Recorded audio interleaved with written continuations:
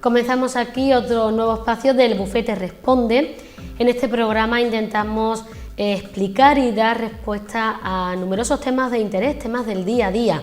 Y para ello contamos, como siempre, con la ayuda de nuestro abogado Miguel Ángel Muñoz. Bienvenido, Miguel Ángel. Hola, muy buenas, ¿qué tal? Miguel Ángel, en el programa de hoy hablamos de albaceas. Eso es. Según he podido leer, es la persona encargada de un testador, por un testador o por un juez, de cumplir la última voluntad del causante y custodiar sus bienes. Ahora Miguel Ángel, con sus ejemplos, nos explicará para que todos podamos entender qué es albacea. ¿Qué es esa figura? La verdad es que es una figura, bajo mi punto de vista, muy interesante, pero también es verdad que soy consciente que es una figura quizá muy desconocida.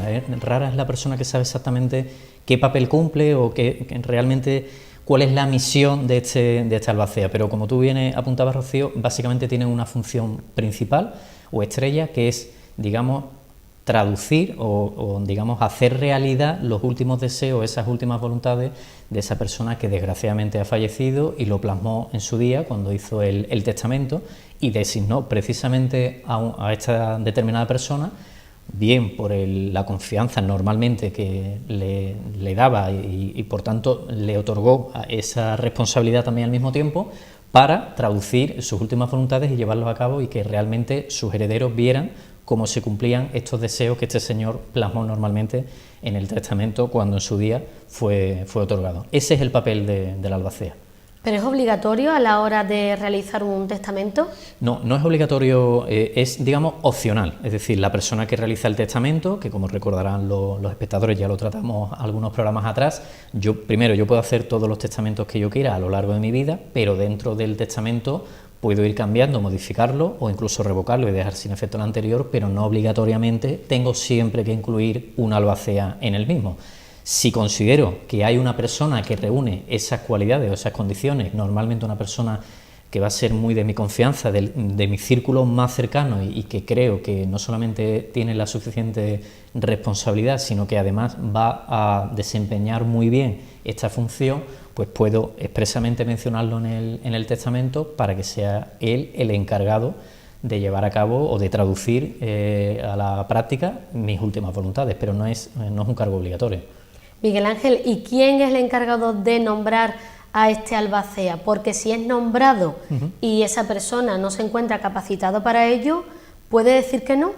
Claro, es que dependiendo de qué tipo de albacea estemos hablando, lo puede nombrar una persona u otra. En principio, en la mayoría de los casos, el albacea lo nombra el testador, la persona que redacta el testamento en su día.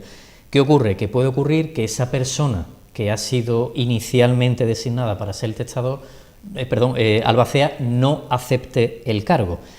El cargo no es obligatorio, es decir, es voluntario. Lo que ocurre es que una vez que se acepta por parte de esa persona, ya sí tiene la obligación de desempeñar su cargo hasta que se termine de manifestar y de traducir todas esas voluntades del causante y, por tanto, que se transmita el patrimonio a sus herederos, tal y como este señor expresó y quería a través de lo manifestado en el testamento. Pero ¿qué ocurre? Que si no lo aceptara, o bien este albacea, por ejemplo, estuviese incapacitado por algún tipo de enfermedad, pueden entrar en juego otro tipo de albacea. Por eso digo que depende. Puede ser el albacea legítimo, es decir, cuando se establece, son los propios herederos quienes van a tener esa misión o ese papel de establecer o de traducir las voluntades del causante, precisamente porque el que había sido nombrado albacea no puede desempeñar el cargo o bien no ha aceptado el cargo, o, en última instancia, podría ocurrir una tercera situación totalmente distinta, Rocío, y es que ese albacea lo designe un juez. Entonces, él va a ser el encargado de determinar cuál es la persona más idónea para desempeñar este papel y, por tanto, cumplir esta misión que se le va a encomendar.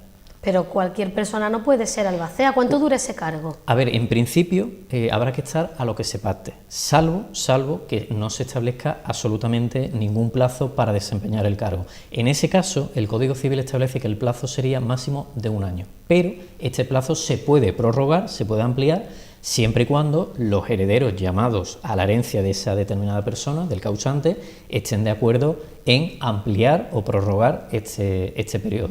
Y respecto a la otra pregunta que me hacía Rocío, no todo el mundo, no toda persona puede desempeñar el cargo. tienes que cumplir una serie de requisitos y sobre todo, aunque el Código Civil lo dice de una manera muy genérica, muy abstracta, dice expresamente capacidad para obligarse, debemos entender que tienes que tener la capacidad para prestar consentimiento, es decir, como mínimo tienes que ser una persona que tenga tus facultades mentales o volitivas totalmente completas, es decir, que sepas perfectamente discernir, saber lo que es bueno, lo que es malo, lo que le conviene o no para administrar un determinado patrimonio, para tomar decisiones en tu vida personal, para administrar tu propio patrimonio y, por tanto, pues para tomar cualquier tipo de medida en beneficio, en este caso, de la misión que te van a encomendar como albacea de esta persona que desgraciadamente nos ha dejado y ha querido que tú cumplas ese papel, ¿no? o esa misión. ¿Qué tipo de estudios tiene una albacea? A ver, en principio no es necesario tampoco que tenga una determinada titulación, una determinada formación. Normalmente es un cargo, lo que se llama técnicamente personalísimo, es decir, se suele nombrar más por la confianza que el testador tiene en esa persona que quizás por la propia preparación que tiene, ya sea su actividad profesional o su formación en general como persona. No siempre tiene que tener una determinada titulación, no se exige, sino que normalmente se nombra más o se pone el punto de mira, se hace hincapié en la confianza o en esa capacidad que tiene esa persona para traducir las últimas voluntades de esta persona, con lo cual no es a priori indispensable o necesario que tenga una determinada titulación, ni mucho menos, porque además en la herencia no solamente interviene el albacea, sino que va a intervenir los herederos, puede también intervenir un contador, partidor, pueden intervenir peritos tasadores. Hay muchas personas que, dependiendo de qué tipo de herencia estemos hablando, si hay que valorar o no determinados bienes, en la mayoría de los casos habrá que valorarlo. Puede que haya también un actuario de seguro para valorar una determinada acciones o participaciones que se adquirieron hace muchos años atrás y hay que ver eso cómo se traduce en dinero a día de hoy. Quiero decir que las herencias, como ya recordarán los espectadores, que también lo tratamos en otro programa, es una figura muy compleja, pero en la que intervienen también muchos protagonistas o muchas personas distintas en función de las operaciones que hay que ir haciendo hasta que se parta y se adjudica, o se reparta mejor dicho, y se adjudica la herencia en concreto. Es una figura que se basa en la confianza. Fundamentalmente sí, la confianza que ese testador, esa persona que desgraciadamente nos ha dejado, tenía en esta persona, en este hombre o en esta mujer, y que él considera que es la persona más adecuada para desempeñar el cargo. Sería algo parecido como si, en este caso, los padres en un testamento nombran o designan a una persona para que sea el tutor de sus hijos si a él le pasa algo o el día de mañana, Dios no lo quiera, falta, y consideran que él es la persona más idónea, la más propicia, la mejor para llevar a cabo, por ejemplo, completar la formación de sus hijos. Pues algo parecido, evidentemente, salvando las distancias, porque son figuras completamente distintas, es lo que ocurriría en el caso de los albaceas. ¿Y si se da el caso que los hijos no están de acuerdo con lo que su padre que ha fallecido les ha dejado en el testamento? ¿Qué hace ese albacea? Bueno, en principio la voluntad del testador se tiene que cumplir, es decir, lo que yo expresé en su día en ese testamento tenemos que llevarlo a la práctica. Ahora bien, puede ocurrir que a lo mejor esa distribución de los bienes no sea conforme a ley, eso sí puede ocurrir, o puede ocurrir que sea conforme a ley pero los herederos no lo acepten y no estén de acuerdo con ese reparto, pues ahí no le va a quedar más remedio que aceptar lo que en su día les ha dejado su padre o su madre. Ahora bien, en los casos en los que la distribución de los bienes que ha dejado el padre o la madre no sea conforme a ley, es decir, como mínimo los herederos tienen que percibir el famoso tercio de la legítima estricta, es decir, una tercera parte de las 3 partes que tiene una herencia. Ahora bien, si ni siquiera van a percibir eso, pues evidentemente habrá que hacer una nueva distribución de lo que es la masa hereditaria para que como mínimo todos y cada uno de los herederos, dependiendo ya del caso, si son 3, 4, 5 o el número que sea, perciba como mínimo esa parte que la ley establece que tienen que recibir, salvo en aquellos casos en los que a lo mejor se haya podido desheredar a alguno de los herederos. Pero bueno, ya eso sería complicar mucho más la situación y por tanto el panorama en concreto. Pero en principio hay que respetar lo que dice el testador en el testamento. Si somos designados como albacea de un testamento, ¿lo sabemos en el mismo momento o lo sabemos cuando esa persona fallezca? A ver, puede pasar varias cosas, o bien que tengamos conocimiento de la muerte de esta persona y acto seguido tenemos que tomar la decisión de si aceptamos o no el cargo de albacea. Ojo, el plazo es muy corto, son 6 días nada más, pero ese plazo hay que contarlo desde que esta persona en concreto que ha sido llamada o que va a ser llamada como albacea tiene conocimiento del fallecimiento o que tiene lugar la apertura de la herencia de esta persona, es decir, o bien porque nos lo haya comunicado otra persona de la familia o del entorno de esa persona que desgraciadamente nos ha dejado, o bien porque yo he tenido constancia y conocimiento del fallecimiento de este señor y a partir de ahí tendré que tomar la decisión. Y ojo, no puedo renunciar así porque sí, si es que quiero tomar esa decisión, sino que tiene que estar de alguna manera justificada. Pero claro, esa justificación o esas razones que me permiten rechazar el cargo pues pueden ser muy variadas dependiendo del caso en concreto. Por ejemplo, puede ser que yo padezca una enfermedad que digamos que necesito unos cuidados muy intensos y unos cuidados muy constantes en el día y no me van a permitir o me imposibilitan, mejor dicho, ejercitar esta misión o este papel para la que he sido llamado, o bien puede ser también por motivos profesionales. Pensemos, por ejemplo, una persona que tenga un trabajo, que viaje mucho al extranjero, que prácticamente pase más tiempo en el extranjero o fuera de España que aquí, pues quizás sea un hándicap, un inconveniente, un impedimento importante para desempeñar correctamente esa función y quizás sea otra persona la más idónea para desempeñar este papel. Por eso digo que las causas hay que justificarlo, pero las causas pueden ser muy variadas para intentar justificar por qué no aceptamos este cargo de ser albacea. Requisito indispensable, ser mayor de edad. Hay que ser mayor de edad y porque los menores además expresamente no pueden ser albacea y sobre todo ser plenamente conscientes, es decir, tener nuestras facultades mentales completas, volitivas, es decir, saber entender, querer, discernir y saber exactamente lo que es bueno, lo que es malo, diferenciar una situación de la otra y por tanto si somos capaces de tomar esas decisiones sobre nuestra propia persona, es decir, podemos administrar y regir nuestra propia persona, pues evidentemente podremos hacerlo con esa persona que nos ha encomendado este papel o esta responsabilidad tan importante como es llevar a la práctica sus últimos deseos o sus últimas voluntades que quedaron plasmadas en el testamento. ¿Y por qué llega el caso de que un albacea pueda ser designado por un juez? Pues puede ocurrir fundamentalmente cuando ha habido esas personas que previamente han sido llamadas a desempeñar este cargo, o bien están incapacitadas, o bien han renunciado al cargo, o bien quedan imposibilitadas por alguna otra circunstancia y de manera que, digamos, nos vamos quedando sin esos candidatos que han sido llamados y un poco por eliminación, vamos a llamarlo así, quedaría en última instancia la posibilidad o la facultad que tiene en este caso el juez para desempeñar ese papel y tomar, digamos que las riendas en el asunto, tiene la batuta de decidir y elegir quién va a ser la persona que se considera más idónea o más oportuna para desempeñar el cargo, pero fundamentalmente es cuando todos los demás candidatos se rechazan por alguna u otra circunstancia, fundamentalmente porque renuncian al cargo, porque hay algún tipo de impedimento, porque tienen algún tipo de enfermedad, algún tipo de circunstancia o dato que no les hace aptos, vamos a llamarlo así, para desempeñar este cargo. ¿Y la figura del albacea, Miguel Ángel, suele estar protegida por abogado, alguna defensa, algo que ellos se puedan acoger? Bueno, tienen un estatus específico, una regulación concreta, en este caso en el Código Civil, que le concede una serie de derechos y de obligaciones. ¿Qué quiero decir? Como todo en la vida, todo el mundo tiene derechos y obligaciones, pues ellos también no van a ser menos, evidentemente. Entonces, por un lado tendrían el derecho, como son en este caso, a retener incluso los bienes que les corresponde a ellos administrarlo cuando se le deben ciertas cantidades, o por ejemplo si ellos han hecho algún desembolso para cumplir esa misión que le ha sido encomendada y no le ha sido devuelta esa cantidad, pues pueden retener estos bienes.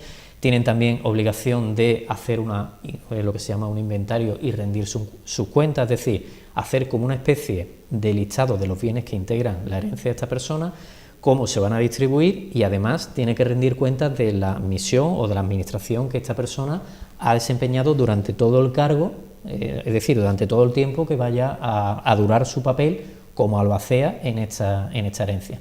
Pero también tienen esos derechos a los que yo aludía anteriormente y también, por supuesto, tendrá que desempeñar su cargo con la mayor diligencia posible, es decir, tiene que administrar los bienes prácticamente como si él mismo administrara sus propios bienes, al igual que los padres lo hacen con la misma digamos, responsabilidad y con la misma diligencia que si administraran ellos mismos sus bienes, en lugar, pues más si cabe aún, si tengo que administrar los bienes de mis propios hijos. Pues algo parecido es lo que le ocurre a esta figura del albacea. Por tanto, tienen una responsabilidad. ¿Se te ha dado, Miguel Ángel, este caso en tu despacho? Sí, se me ha dado, y en muchas ocasiones también es cierto que cuando esa persona se entera que ha sido designado albacea, en muchos casos quieren renunciar porque no se sienten capaces se ven como que esa responsabilidad les desborda, o muchas veces también un poco por desconocimiento, no saben exactamente qué es lo que tienen que hacer, cuál es su papel, y casi que prefieren intentar renunciar o buscar una justificación para ello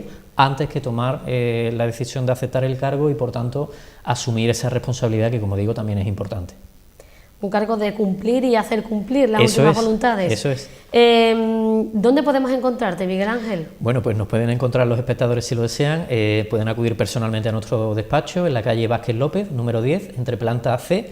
Si lo prefieren, puede contactar con nosotros telefónicamente en el 678 21 53 62 o bien en el correo electrónico que además aparece a lo largo del espacio de nuestro programa, en el correo electrónico info@munozdelgadoabogados.com. Muy bien, pasamos a la parte donde nuestros seguidores pues se integran en nuestro espacio.